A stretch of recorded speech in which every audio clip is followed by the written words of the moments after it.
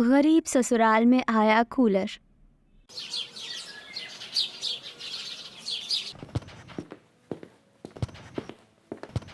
अजय, हमें भी अपने साथ खेलने दो ना। अरे इन दोनों से दूर हटो, वरना ये दोनों भाइयों की जो बीमारी लगी है ना, वो हमें भी लग जाएगी। अरे इनकी तरह हमारे शरीर पर भी ये लाल दाने हो जाएंगे। ये रोहन विनोद, तुम दोनों जाओ यहाँ से और हमारे पास आने की कोशिश मत करना। ऐसा मत करो दोस्तों, हमें भी तुम्हारे साथ खेलना है। अरे नहीं भाई नहीं, अब हमें तुम्हारे साथ नहीं खेलना है ना। हमारी मम्मी ने तुम्हारे करीब जाने के लिए मना किया है। पता नहीं तुम दोनों भाइयों को कौन सी बीमारी हो गई है। पिंटू, ये कोई बीमारी नहीं है। हमारे शरीर पर तो ये लाल दाने गर्मी और मच्छर के काटने की वजह से हो रहे हैं। सारे बच्चे वहां से चले जाते हैं। अपने दोस्तों की बात सुनकर रोहन विनोद दोनों भाई काफी उदास हो जाते हैं। दोनों के शरीर पर अजीब से लाल दाने के निशान थे। इन्हीं दानों को देखकर बाकी बच्चे इन दोनों के साथ खेलने से डर रहे थे। पता नहीं कब हमारे शरीर से ये दाने गायब होंगे। इसके कारण हमारा कोई भी दोस्त हमारे साथ नहीं खेल रहा। विनोद, ये दाने हमारे ही शरीर पर क्यों आए हैं? दूसरे बच्चों के शरीर पर ऐसे दाने क्यों नहीं आते? दूसरे बच्चे हमारी तरह गरीब नहीं है ना। सबके घरों में इस गर्मी से बचने के लिए एसी कूलर है। इसीलिए गर्मी जैसे मौसम में एसी कूलर की ठंडी हवा से उन बच्चों के शरीर पर गर्मी के दाने नहीं आते जैसे हमें आते हैं। हमारे घर में तो बस एक टूटा हुआ पंखा ही है। ना हमारे घर में कूलर है ना एसी है। हम आज ही माँ को नया कूलर लाने के लिए कहते हैं। दोनों बच्चे उसी गांव उड़ानपुर गांव में अपने छोटे से झोपड़े जैसे घर में आते हैं। मई का महीना चल रहा था। इन्हीं दिनों कड़ाकों की गर्मी ने सबका हाल बेहाल कर रखा था। अंदर घर में रोहन विनोद की माँ सपना, सपना के सास ससुर मनदीप, हिमानी और सपना की नंद पायल, ये सब घर में बैठे गर्मी से परेशान हुए जा रहे थे। माँ, आज भी सारे बच्चे हमें देखकर भाग गए। इन लाल दागों की वजह से गांव का कोई भी बच्चा हमारे साथ नहीं खेल रहा। पर बेटा, तुम्हें बाहर जाकर खेलने की क्या जरूरत है? तुम देख नहीं रहे हो कि बाहर कितनी कड़ाके की धूप और गर्मी पड़ रही है। तुम्हें जो भी खेल खेलना है यहाँ घर में रहकर छांव में खेलो। माँ, बाहर से ज्यादा तो अपने घर के अंदर गर्मी लगती है। हमारे घर में ना कूलर है, ना एसी और ना ही कोई अच्छा सा पंखा। इस छोटे से झोपड़े वाले घर में ना गर्मी में बैठा जाता है ना सोया जाता है। अपने घर से अच्छा घर तो राहुल का घर है। उसके घर में एसी भी है, कूलर भी है। उनके घर में जरा भी गर्मी नहीं लगती। और एक हम गरीब का घर है जहाँ हर समय गर्मी लगती है। माँ, पिताजी से कहिए ना कि वो कूलर लेकर आए हमारे लिए। बच्चों, तुम्हारे पिताजी की आमदनी बहुत कम है। उनकी कमाई में हमारा गुजारा ही बड़ी मुश्किल से हो पाता है। हमारी औकात नहीं है कि हम कूलर खरीद सके।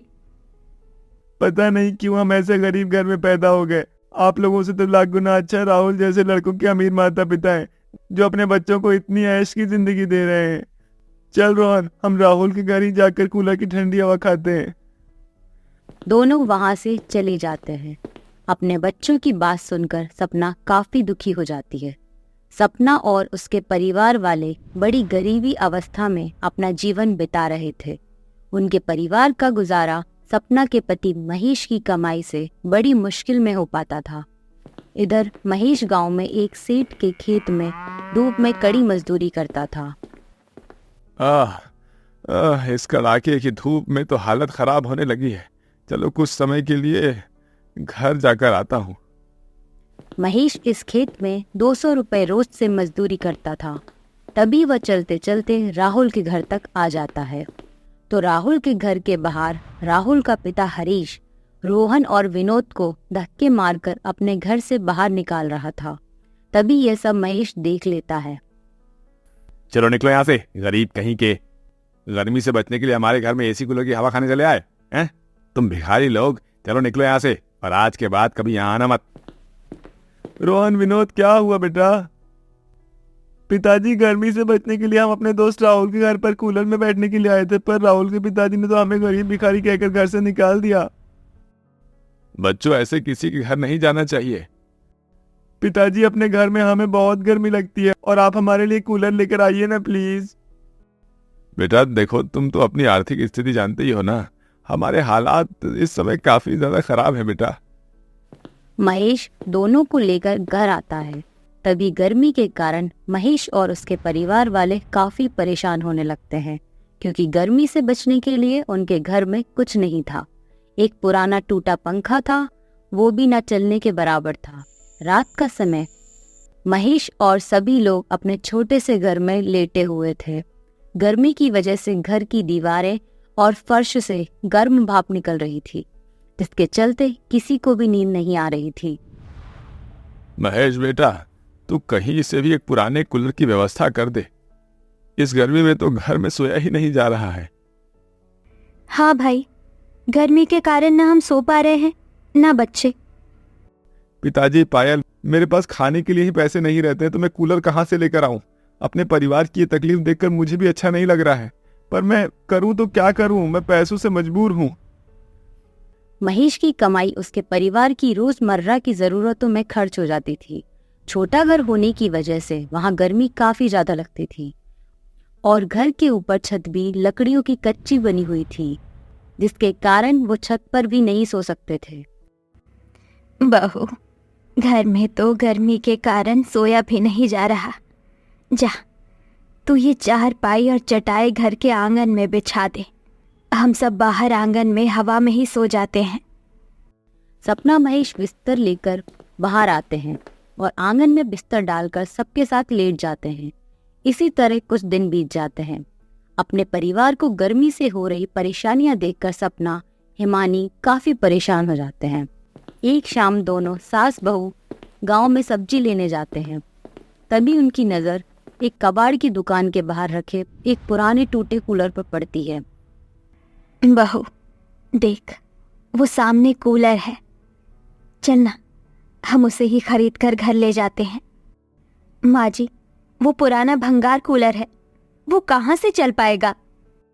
हो सकता है ये कूलर चालू हो, भंगार में पड़ा है, इस वजह से हमें ये सस्ता भी मिल जाएगा।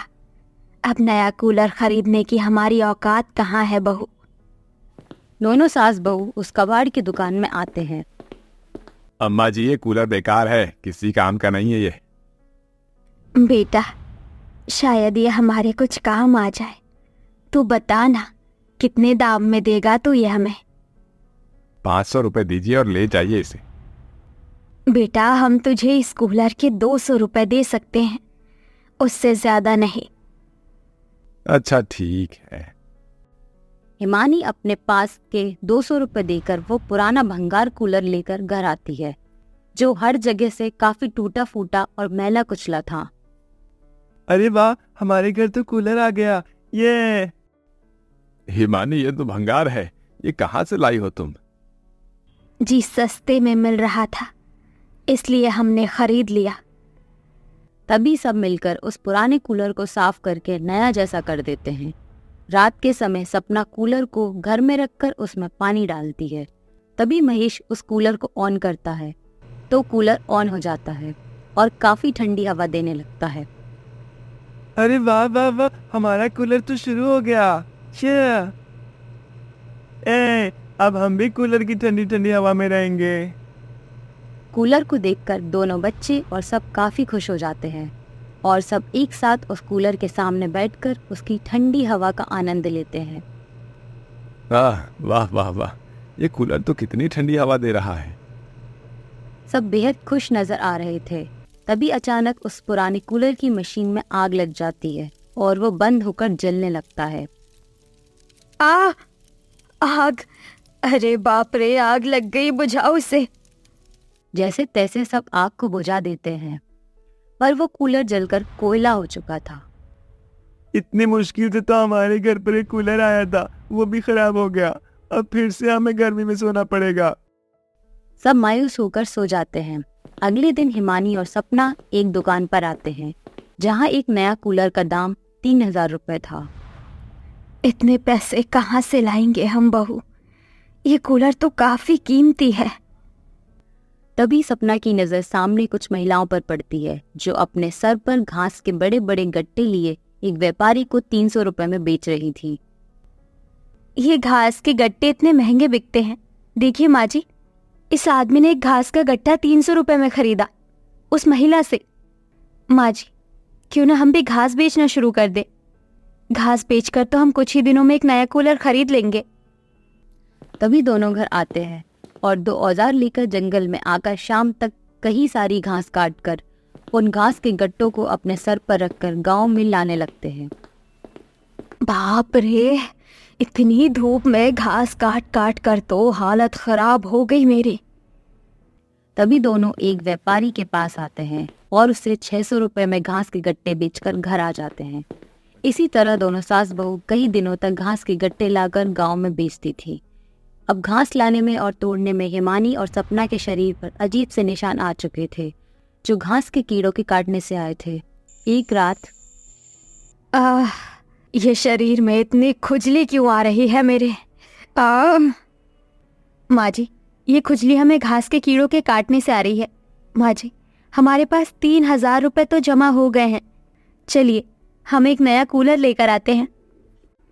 फिर क्या था, सपना का परिवार बड़ी खुशी खुशी एक दुकान से नया कूलर खरीद कर लाता है और सब घर में गर्मी के मौसम में अपने नए कूलर के सामने बैठकर ठंडी हवा का आनंद लेते हैं। वाह वाह, इस नए कूलर की हवा से तो हमें जरा भी गर्मी नहीं लग रही है। उसके बाद सपना और उसके परिवार वाले नए कूलर की हवा में मजे से रहने लगे और चैन भरी नींद सोने लगे।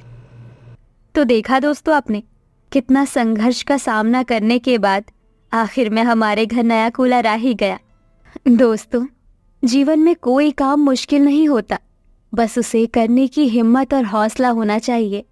अगर ये दोनों मजबूत हो तो हम जीवन की हर जंग लड़ सकते हैं। उम्मीद करते हैं आपको हमारी कहानी पसंद आई होगी। तो मिलते हैं अगली ऐसी ही नई मज़ेदार कहानी के साथ। तब तक खुश रहें, मस्त रहें और लोगों की आस पड़ोस वालों की मदद करते रहें।